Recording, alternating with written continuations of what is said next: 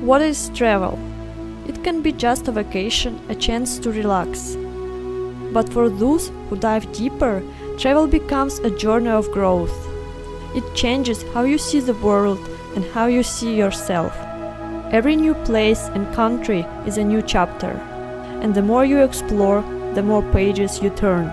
In this video, I'll share my cultural exploration in Bali, one of the most unusual and interesting experiences I've had during my 2 months living there.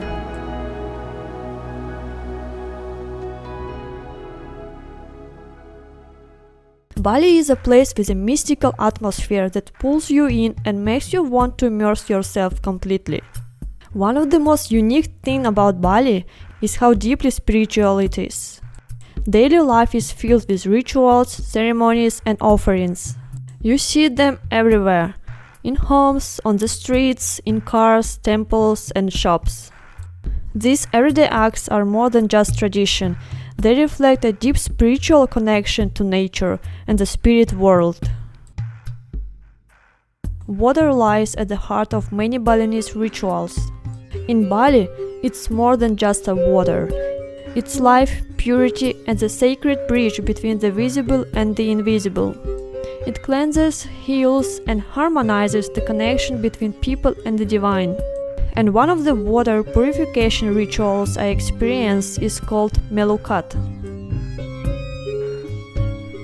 This traditional Balinese ceremony usually includes washing the body with holy water called tirtha, often from sacred springs or temples. Prayers and offerings led by a Balinese priest. Sometimes participants meditate or chant mantras. It's believed to help purify the body, mind, and soul, clear away negative energy and bad karma, and bring emotional healing and inner peace. I walked between the rocks along the stream, made offering to the spirits. I cleansed myself in a sacred natural streams, repeated each purification step 3 times, and experienced the most powerful moment, standing under the waterfall, shouting out loud.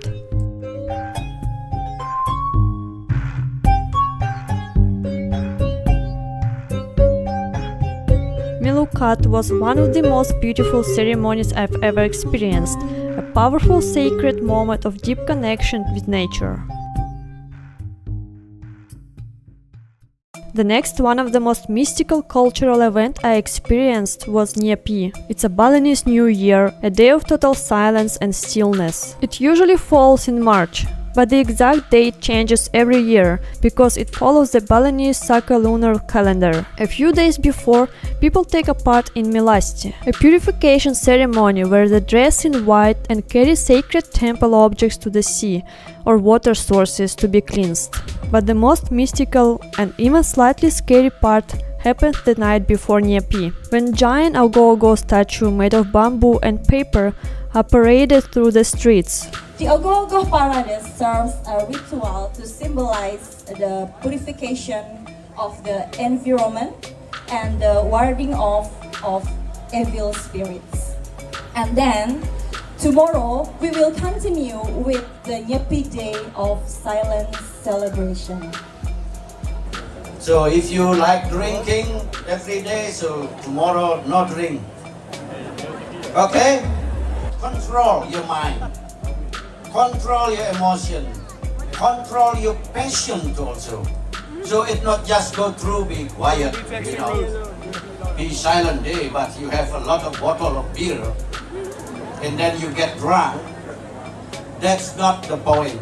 The beer is just our sponsor, not carrying you to get drunk, okay? Tapa, brata, yoga is to unite your spirit, your soul. If you never done meditation before, so just try it a little bit tomorrow. We don't push you have to do it. But don't be naughty, okay?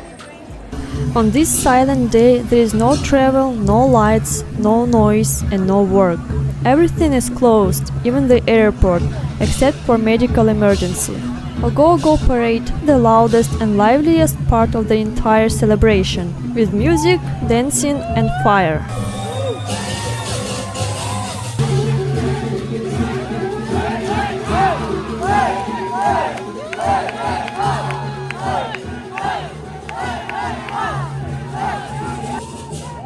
Different communities in Bali create and represent their own statues, and children also take part in the preparations and parades.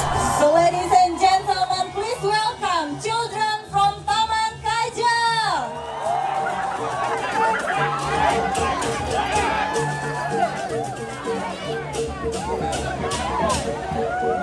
Ogoh-ogoh creatures represent evil spirits, greed, and anger.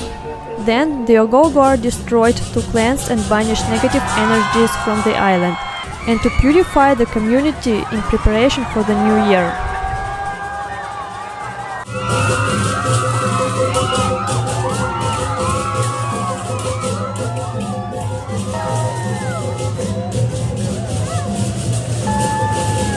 These evil statues look really creepy at night, and the atmosphere can sometimes even send shivers down your spine. The Balinese style of ubud adds even more mystique to the parade.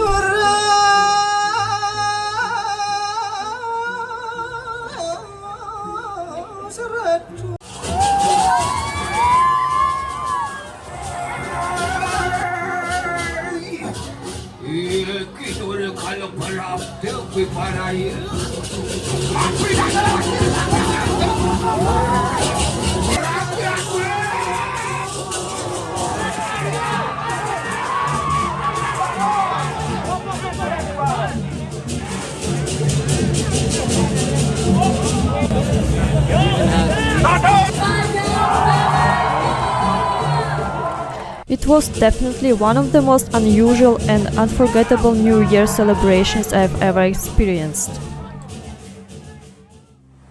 About a 40-minute bike ride from Ubud, nestled between lush greenery at the bottom of a river valley, lies one of Bali's most unique and sacred sites, the ancient rock temple complex called Kavi Temple. This temple is less known among tourists, but not less charming.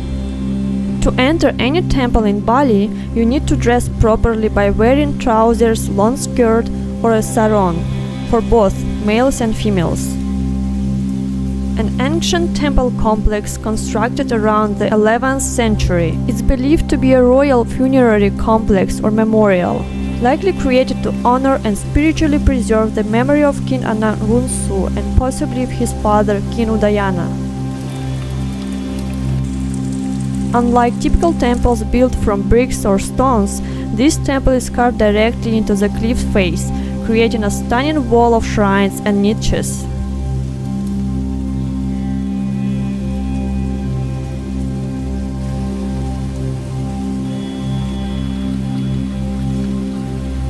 Here you can feel the harmony between nature and human intervention from the past.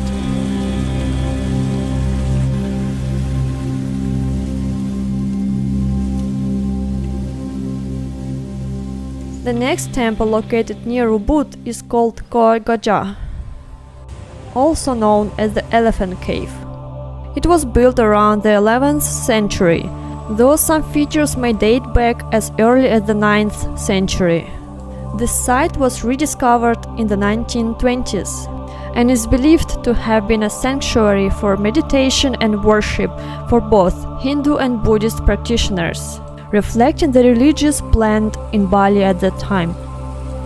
The first feature you see when you enter the temple is an old, worn-out pool with female figures pouring water, likely used for ritual purification. These were excavated in the 1950s. Near this pool is the Elephant Cave. The Elephant Cave has a striking carved entrance, a fierce face believed to ward off evil spirits. Inside you will find a lingam, symbol of Shiva, along with the statue of Ganesha.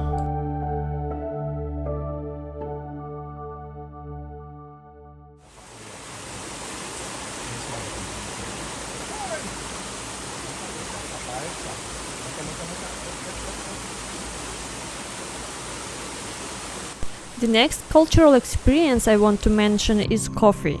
Bali is known for its rich volcanic soil, which makes it perfect for growing good quality Arabica and Robusta.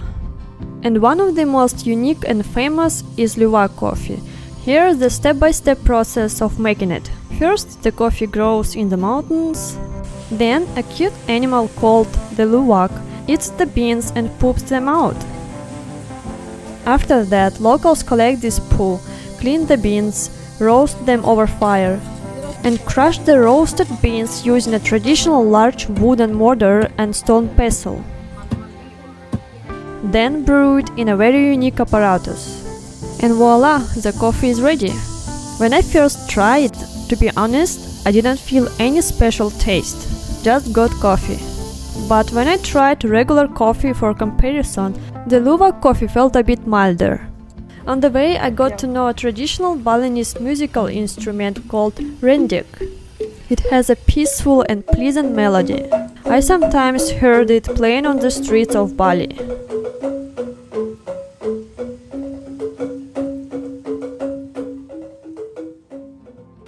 And finally, we go to the delicious part. There are many traditional Balinese dishes to try, but the one I liked the most and hadn't tried anywhere else is called nasi campur. It's a big plate with the rice in the middle, surrounded by small portions of different types of food, like meats, vegetables, peanuts, eggs, and chili sauce. It's often served on a banana or bamboo leaf. Nice way to avoid washing plates. It's convenient to taste a variety of flavors and textures all in one meal. To go with it, I had some traditional Balinese alcohol called arak. It's a strong local liquor made from fermented rice, coconut sap or sugar cane. It's around 40-50 degrees. Mine was mixed with honey, which gave it a softened taste.